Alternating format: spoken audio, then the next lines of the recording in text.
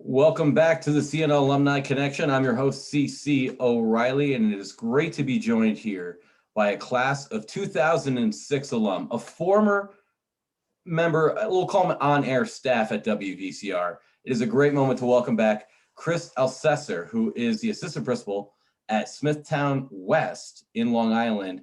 Chris, thank you so much for joining us for the Siena Alumni Connection today. How are you? CC, great to be here, buddy. And it's great to be back on the airwaves of WVCR 88.3, The Saint. The station where we play anything. We play anything.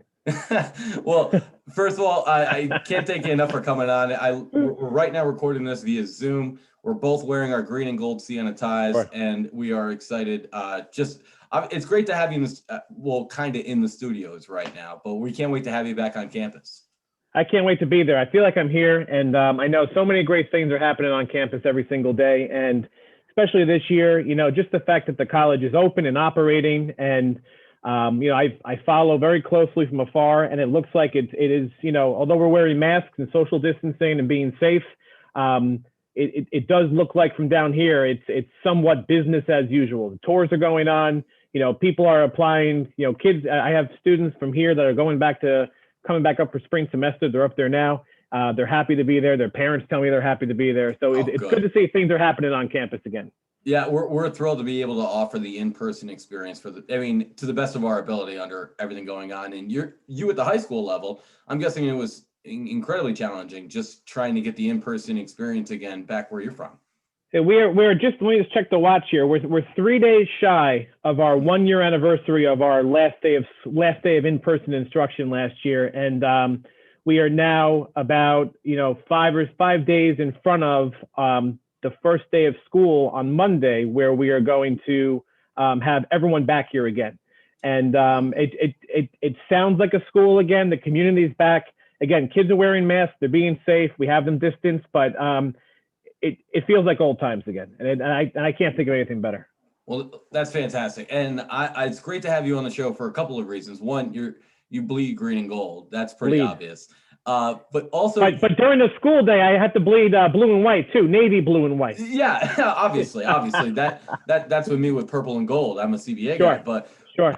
My question for you though is, you got your master's degree at Fairfield, so like when you get the question from the rising senior or soon to be graduate to say, where should I go? I got accepted at both. Which way do you usually lean, undergrad or grad?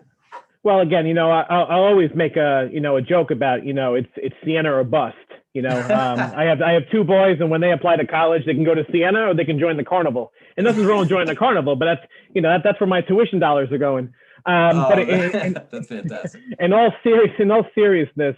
It's all about fit, right? So you have to go to each place. You have to see, and this goes for any school. You have to tell kids, you have to go to a school and see what's best for you. You have to find your fit. You have to walk around. You have to say, do I see myself coexisting here? And that's really how you start narrowing things down. If you don't go back to school 2 or 3 times, and go when students are in session, go of course for the open houses. You're never going to know if it really is for you. Yeah, I couldn't agree with you more, because we can't be the ones saying we're the best place for you because we don't know. It's for you to find out on your own. And with your background working in education, it's kind of interesting because you don't have the traditional, when you're a college, high school student thinking like, all right, I want to be a teacher. You're looking for education programs. You're like, I want to be an education major. You don't have an education degree. You actually have a marketing management degree. Correct. Marketing management. I have a bachelor's of science in marketing management, an MBA in general management, and I have an two advanced certificates in school building leadership and in school district leadership. But absolutely, listen, let's just go back. I knew back in high school that I wanted to be a school administrator. I knew I wanted to teach and work with kids. That's where my passions are.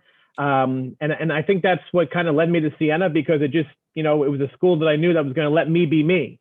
Small setting. I went to a small high school in Long Island, Mount Sinai High School. I was in a graduating class of 147. And it knew everybody. I knew everybody. Everybody knew me. Big fish, small pond. In a pond, you never really catch a lot of fish. But right. But the bottom line is that I knew Siena was me the minute I set on campus. And this was a guy that applied to 9 schools, all over the place, SUNY's, University of Delaware, James Madison down in the South, but, Long Island, 3.5-hour drive, small campus. And I visited Siena on Thanksgiving weekend, my first year, my senior year of high school, and went with my grandfather. And I remember walking around with my dad and my grandpa, and it was closed for the holiday, but it felt warm and it felt like me right away. Second one I got accepted to too. So, that helps as well when you're one sure. of the last one I applied of 9, second one I got accepted to. So that definitely got lightning in the bottle, and Press Scholar weekend, and before you know it, I was in. That 7 to 10 business day return on applications really helps. That's right. In those moments. But a lot of students are very lucky when you walk on that campus and right away. But that always isn't the case. It's always the second, the third, the fourth trip. Maybe it's an overnight. But for you, knowing that you want to go into, you want to be an education administrator, you took an interesting route, one that's applicable. But how did you know that was the right type of matchup to get into the field that you're in right now? Well, I knew I wanted to teach, right? So, obviously a liberal arts background is important. You want to get a well-rounded, higher education experience. You want to know a little bit of everything. You want to be able to connect with kids. So, and I didn't know what I wanted to teach. So I actually came into Siena as a political science major, and I thought that maybe I would end up as a history teacher. I love taking political science courses. And then once I took, in the first class at Siena I ever took was Father Dan Dwyer, Intro to History, History 101. And after that, it was a great class, but I thought maybe I wasn't going to teach history. Yeah, you gotta have that love for it. You gotta really love it. And then, so whatever, a little more time went by, you get core out of the way, you get your feet wet in college, you get involved in 50 things. And then you start learning a little bit more about yourself. You meet more people. And for me, Carol Venezio, quantitative business professor. I think she retired last year. I've been sending Christmas cards back and forth with her for the last 15 years. And, and she said to me, she goes, maybe you should think about, teaching business. We have a great business program. You can still be in the education program. And, the rest is kind of history. It was just one thing led to the other. And Carol was there for me as an academic advisor and mentor every step of the way. And that's a fantastic route that I don't think a lot of people think of. And I think now high school is offering the business courses junior, senior year that they might not have always been able to take. Is even better to get that foundation and know that's something I want to do when I go into college. Absolutely.